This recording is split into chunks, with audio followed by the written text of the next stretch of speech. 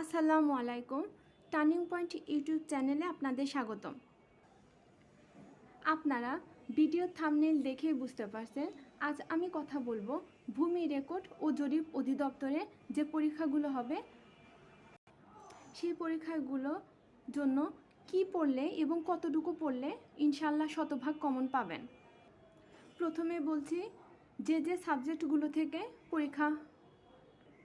পরীক্ষায় সাধারণত প্রশ্ন দেয়: বাংলা, ইংরেজি, অঙ্ক, সাধারণ জ্ঞান এবং কিছু কিছু পোস্টের জন্য পদ সংশ্লিষ্ট বিষয় থেকেও প্রশ্ন হতে পারে। তো আপনারা যে পদের জন্য আবেদন করুন না কেন, অবশ্যই সেই পদ সম্পর্কে ইউটিউব হোক বা গুগল সার্চ করে কিছু বেসিক প্রশ্ন পড়ে যাবেন। বাংলা থেকে সাধারণত 20টি, ইংরেজি থেকে 20টি, গণিত ও পদ সংশ্লিষ্ট বিষয় থেকে 30টি, সাধারণ জ্ঞান থেকে 20টি, মোট 90 মার্কস এর প্রশ্ন হবে। আর মৌখিক পরীক্ষা 10 নাম্বারের হবে। এই মোট মিলে 100 নাম্বারের ভিতর থেকে মেধা তালিকা করা হবে। তো এখন বলবো, যেহেতু একটা পরীক্ষার তারিখ দিয়েছিল কিন্তু এখনও পরীক্ষাটা হয়নি, স্থগিত করা হয়েছে, ওই পরীক্ষাটা সহ আগামীতে যে পরীক্ষাগুলো হবে ওই পরীক্ষার জন্য আসলে কি কি পড়বেন। প্রথমে BCS এর 10 থেকে 46তম যত প্রশ্ন আছে সবগুলো প্রশ্ন পড়বেন। এর মধ্যে নৈতিকতা নামে একটা সাবজেক্ট আছে, ওই সাবজেক্টটা একদমই স্কিপ করবেন।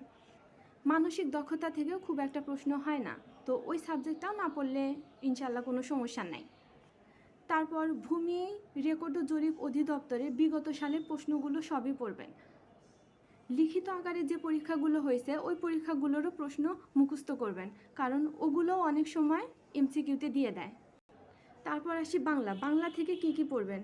বাংলা থেকে সাধারণত ব্যাকরণ থেকে বেশি প্রশ্ন করা হয়, এর জন্য ব্যাকরণ অংশটাকে বেশি গুরুত্ব দিয়ে পড়তে হবে। ব্যাকরণের যে টপিকসগুলো থেকে প্রশ্ন করে সেই টপিকসগুলো এখন আমি বলবো। আপনারা একটা খাতা কলম নিয়ে ওগুলো লিখলে পরবর্তীতে আপনাদের বুঝতে সুবিধা হবে।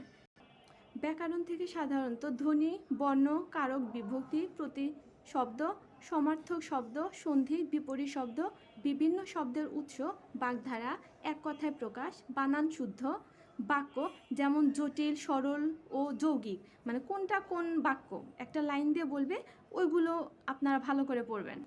সাহিত্য অংশ থেকে কম প্রশ্ন করা হয়, কিন্তু তারপরও সাহিত্য অংশ থেকে যেহেতু প্রশ্ন হয়, এর জন্য 11 জন কবি সাহিত্যিক সাথে পঞ্চপাণ্ডব পড়বেন।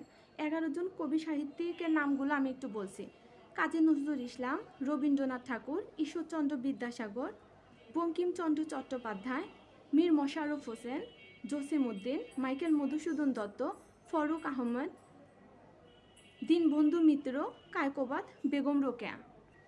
এবং এর সাথে যদি পঞ্চপাণ্ডব পড়তে পারেন তাহলে আরও ভালো। পঞ্চপাণ্ডবেরা হলো অমিয় চক্রবর্তী, বুদ্ধদেব বসু, জীবনানন্দ দাশ, বিষ্ণু দে, সুধীন্দ্রনাথ দত্ত।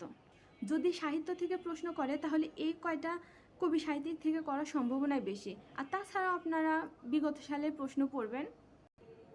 ইংলিশের যে টপিকসগুলো থেকে প্রশ্ন হয়: parts of is, synonym, antonym, idiom and phrase, preposition, sentence correction, correct spelling, number and gender. ইংরেজি থেকে সাধারণত বিগত সালের প্রশ্নগুলো পড়লেই যথেষ্ট।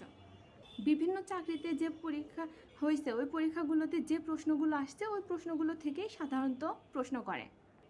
এখন বলবো গণিতের জন্য কি পড়বেন।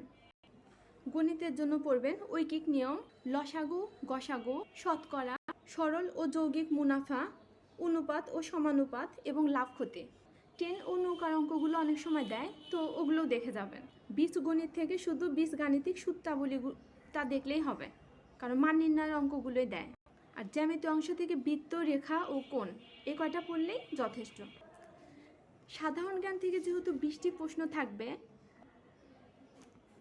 20 থেকে 24 সাল পর্যন্ত যত পরীক্ষা হয়েছে সবগুলো পরীক্ষার সাধারণ জ্ঞানের প্রশ্নটা পড়লে ইনশাল্লাহ আপনারা 100% কমন পাবেন।